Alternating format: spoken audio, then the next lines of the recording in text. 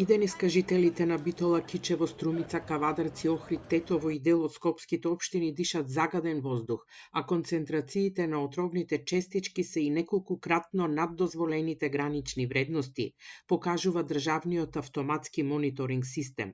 Додека граѓаните се жалат на сериозни здравствени проблеми, надлежните доставуваат извештаи за засилени инспекциски контроли, но загадувањето не се намалува.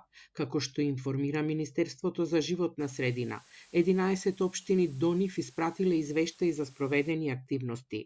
Во Битола, по извршените инспекциски надзори, опомени добиле неколку индустријски капацитети, кај кои е утврдено дека ги надминуваат дозволените емисии.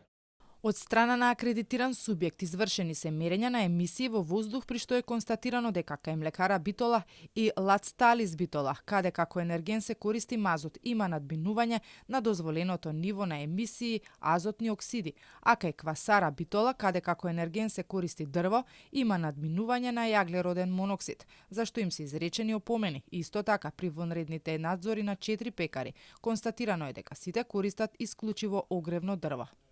Во општина Газибаба, при контрола на загревањето кај мали сервиси, инспекторите затекнале согорување на отпад, а затекнале и физички лица како горат гуми и електрични кабли и изречени им се казни, додека 3 домаќинства кои согорувале дрвен отпад добиле опомени.